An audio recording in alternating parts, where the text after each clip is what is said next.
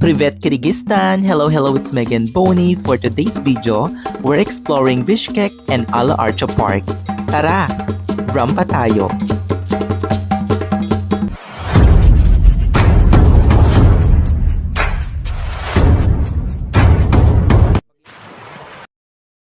So yun mga misis, maghahanap ako ng pagkakainan. Parang na-scam ako ng mga taxi drivers sa airport. Yun atang scam dito sa Bishkek, Kyrgyzstan. Pag nagbubook kayo ng Yandex, hindi nila, kinakancel nila, tapos hindi pala siya nakakancel. So ikaw magka-cancel, masa-charge ka. And then, yung binook ko, parang 500 pesos yun, diba? Sinabi ko kanina. And makikita ko naman sa app yung amount. Then nung after an hour, na-charge na naman ako ng another 500 something. Umiba yung amount. Parang from regular, naging economic daw yung pinili ko. Di ko alam po paano na ginagawa yun. So parang 1,000 plus yung taxi ko. Malayo naman siya, pero feeling ko yun yung scam dito. Okay na rin kasi birthday ko. Ayoko ma-stress, ayoko isipin masyado. Charge to experience na lang. Pero ang ganda ng Bishkek eh. Ayan. Siguro kung magka-cash din kayo, baka dadagdagan nila. Or kapag hindi card gagamitin nyo, mag-o-offer sila ng malaking amount. Pero ganun talaga. May nakita kong bus doon sa airport. Sayang, siguro feeling ko yun papuntang city center yun. So ayan, maghanap po na ako ng kakainan ko. And i-enjoy ko lang tong night. Then tomorrow may tour ako. Half day naman sa mga 12 noon. So ayan, first meal ko dito sa Kyrgyzstan, sa Bishkek. Ang laki ng serving nila oh. Ito parang 400 plus. Ito mura lang siya. Nasa 100 something sa Somos. So parang mura lang yun. Parang mga 100 something lang din. Kasi yung 800 Somos, para siyang 500 plus. Ito naman, 300 something. So, parang 200 pesos. Ang laki pala ng large nila. Kasi, kakain tayo ng malala. Naglakad-lakad lang ako, nakita ko tong restaurant. So, ayan, lalatang tayo. Birthday ko ngayon. And itong aking birthday meal.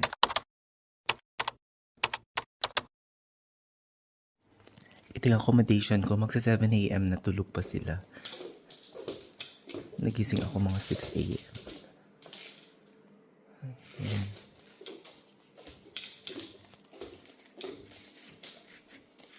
May pa-kitchen. Ayan, may free coffee naman sila. Painit ako ng water. Ayan, free coffee.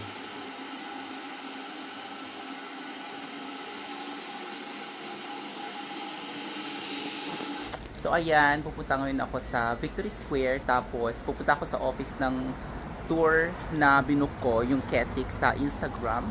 And kausap ko sila sa Telegram ng matagal na, since April pa ata ako nag-message sa kanila. So ayun, pupunta kami sa Ala Archa Park today, half day yon. Ang start is 12 PM. And magbabayad muna ako sa kanila, 10 AM kasi nag-open yung office. So, ayun, medyo hindi naman sobrang lamig dito sa Bishkek compare sa Almaty. So, ayan, maglalakad sana ako, kaya lang yung oras, iniisip ko. So, magta-taxi na lang ako papuntang Victory Square. Ayan, I'm so excited to explore Kyrgyzstan naman this time. Ayan, nakasakay na ako sa taxi sa Yandex. Parang 100 something lang in pesos yung pag i-convert natin. Pupunta tayo ngayon sa Victory Square. Mag-aura ng very light kasi wala pang 10 AM. Ayan.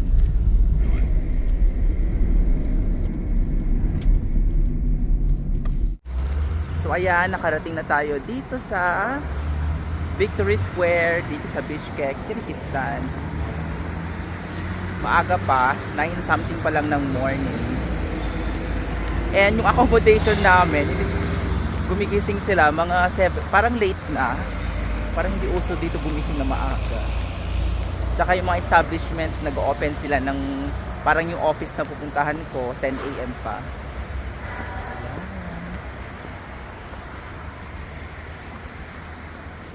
So ayan, dito na tayo sa Victory Monument. Wala akong makitang ibang tao para magpa-picture sana. Yan siya.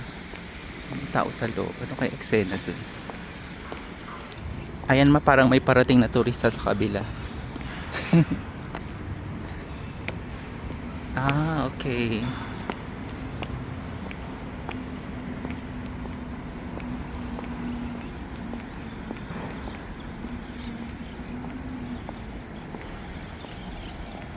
So ayan, meron nagbabike na lokal, lalaki, cutie-cutie. Nag-offer siyang picturean ako. Nagpa-picture ako, nagpa-video ako. Pero syempre, hindi perfect pag mga lalaki. Pero at least may nag-offer. Pumunta na ako sa Alat 2 Square kasi may oras pa ako. And yan lang naman, ganyan ang eksena. So ayan, rampa-rampa tayo. So ayan, waiting pa rin ako sa aking taxi driver. Gumamit lang ako ng Yandex. So ginamit ko yung isang phone ko. And dito ata sa Central Asia, Yandex yung parang isang app nila, parang Grab or Uber. So ginamit ko to sa Almaty, sa Kazakhstan. Tapos ngayon, ginagamit ko siya ulit dito sa Bishkek, Kyrgyzstan. Kasi hindi ko na research yung mga public transport. Alam ko meron ding train dito eh. Pero syempre gusto ko madalian na lang, Yandex. Mura lang naman yung mga tax dito.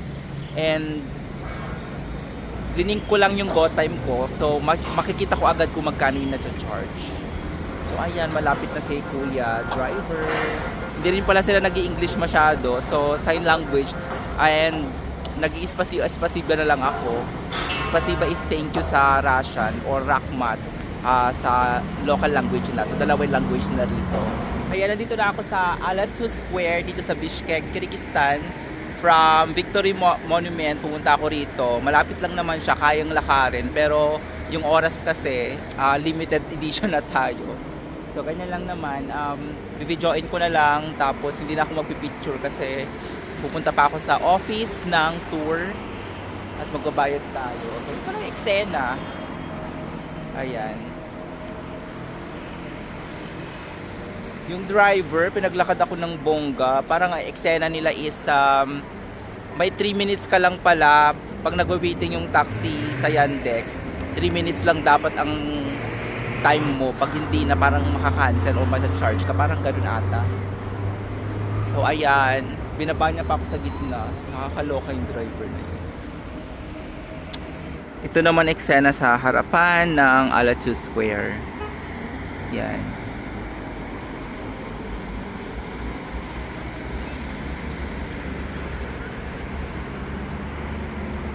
Ay, parang hindi ko kaya maging guard. Nakatayo ka lang ng ganyan ng matagal. Diyos ko pa, lagi mo man din ako naiihi. Charot. Yan. So ayun mga misis, dito ako nag-book ng tour sa Ketik. Ayan. So ayan, nagbayad na ako card. Visa ang usually pasok dito sa Central Asia. So yun back ko, gamit na. And ayun, nakabayad na ako and yung tour 12 PM yung pick up. Tapos 10 something pa lang naman. So marami pa akong oras. Meron ako na-meet na Filipina, naglalakad ako. Nakita niya ako, then mag-meet kami mamayang gabi. Ititreat niya daw ako, sabi niya. Siyempre alam niyo naman pag mga OFW, tapos pag bihira lang sila makakita ng mga Filipino. So ayun, ang saya-saya niya. Kinuha ko yung number niya and Facebook Messenger, mag-message kami. So ayan, rampa na tayo. Andito na tayo sa Osh Bazaar and maghanap ako ng ref magnet. So far nakikita ko mga chocolates, mga pagkain. So kailangan makakita tayo ng souvenir. Para lang siyang Divisoria. Keme. Napaka-convenient ng Yandex dito. Mura lang naman. Yung mayroong 50 pesos pa nga eh. Kapag malalapit lang. Tapos 100, ganun. Para mabilisan na eksena. And mag-11 AM na. So hopefully makahanap ako ng ref magnet. Kasi feeling ko wala na akong time after ng before ako pumunta ng Uzbekistan. So far wala akong makitang ref magnet. Na-pressure naman ako sa oras. Ang daming mga delicacies in fairness. Matagal pa kasi ako magpipinas. So baka hindi na magbibili ako ng mga pagkain. Matutunaw. Ayan oh. So ayan. Andito na ako sa Osh Bazaar. Para lang siyang Divisoria. hiwa-hiwalay pala yung mga bilihin. Parang may mga sa gilid-gilid, ganun. Maghanap tayo ng ref magnet kung kaya pa, kung may mahanap tayo. Parang mga ganito oh. Eksena. Ayan.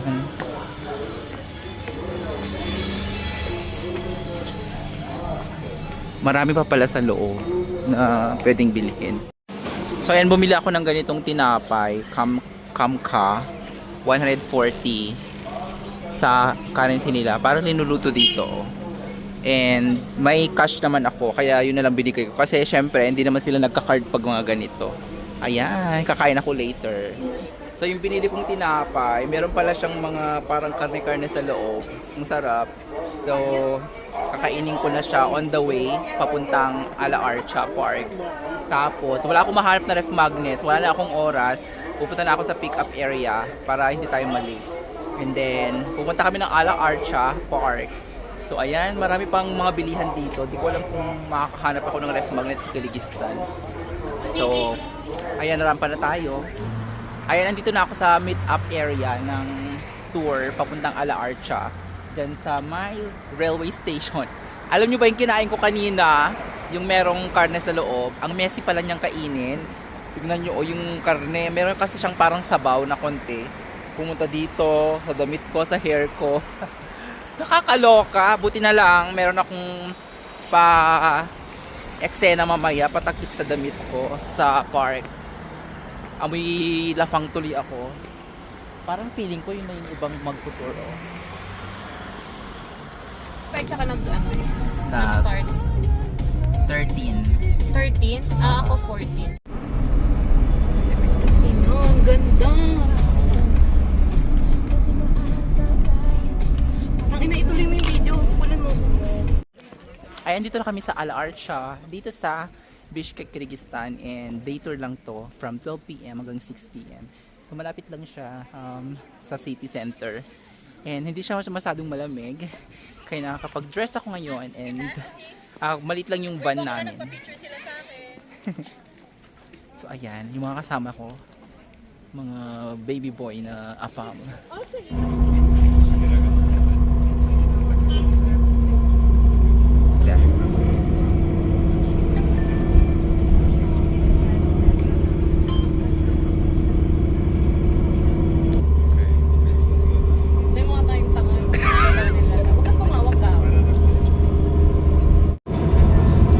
We don't have Christmas tree in the Philippines.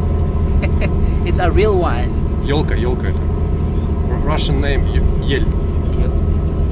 Oh, do you have Christmas in Russia? No. Yes. You're really planning to go there. Is it okay now to visit Moscow? Not yet. Yes, I was in Moscow. May baka malalaptap mo na. Videoin ko lang yung pa-entrance. Yan, dito na kami sa Ala Archa entrance. Ang ganda oh. Kita ko na ang pa-Toblerone. Toblerone?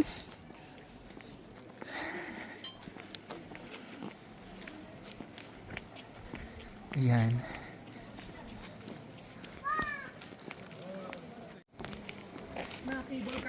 Ilalaban natin ang heels dito sa Ala Archa.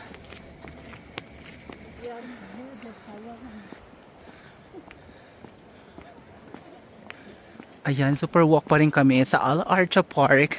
Hindi ko alam yung pinakadulo nito. Pero isa lang naman yung daan.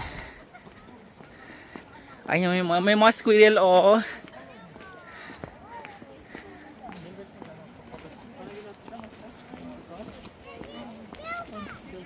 May wild boar.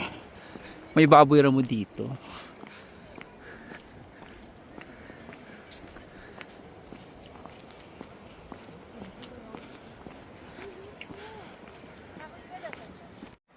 So ito na pong Ala Archa Park. Hindi na kami pumunta ng Broken Heart kasi hindi naman kami broken hearted. Yeah. Eme.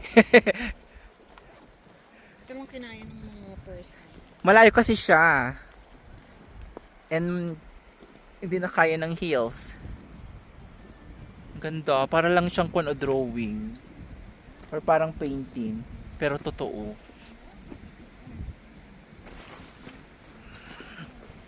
Yan, pabalik na kami sa meet-up area dahil paalis na kami dito sa Ala Archa Park. And super lamig na siya. Ilang degrees? Ilang degrees na kaya? Negative siguro. Pakita mo ako, ninakaw ko na yung shawl mo. Ayan, ang ating Nepo baby. Siya po ang kwan. Nagbubus ng kaba ng... Oo, charot.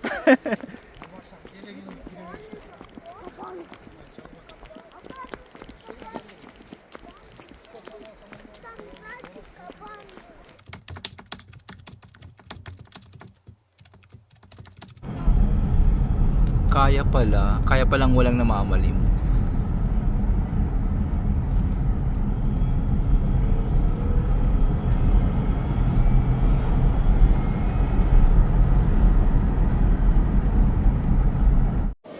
So ayan, dito kami ngayon sa Navat, sa Bishkek, Kyrgyzstan, and magdi-dinner kami ng new friend ko na na-meet sa tour. Nag-work siya sa Saudi Arabia, nurse, and ayun, the same birthday pala kami. Nag-birthday rin siya kahapon, the same year, kaya nalaloka kami, parang pinagtagpo kami dito sa Bishkek. Ayan, nandito ako ngayon sa Navat, dito sa Bishkek, Kyrgyzstan, and lalapang kami ng bonggang-bongga with Dina Bonnevie! O, diba?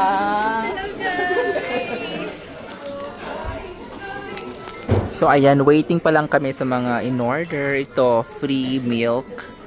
Maasim-asim siya. Ito parang sugar. Ano? Sugar din to? Salt? Or Tapos ano pala siya? props lang siya? Oh, ano? Yeah, Design. masarap din to. Ito yung kabayo. Malaking serving dito sa Navat. Kaya ito parang pwedeng 4 na tao eh. Yan. Maganda ang Designer's Choice Award dito sa Navat. Meron ding Navat sa Kazakhstan. Ang alam ko sa Uzbekistan meron din ata. Fermented horse milk pala to, Day. Ang tawag dito ay... Ayan, ito na mga palafang dito sa Navat. Ang laki ng serving mga ses. Ito pa, may humabol pa. Alam niyo to, pwedeng maraming pulutan na nga to eh, ganyang karami. Pulutan? Ang laki ng serving din ng horse. Nagpapalaki lang itong white. I really enjoyed this day in Kyrgyzstan. I met a new friend and I have so many more stories to share in my next vlog. Thank you so much for watching. Spasiba, Rahmat. See you on my next vlog. Bye for now.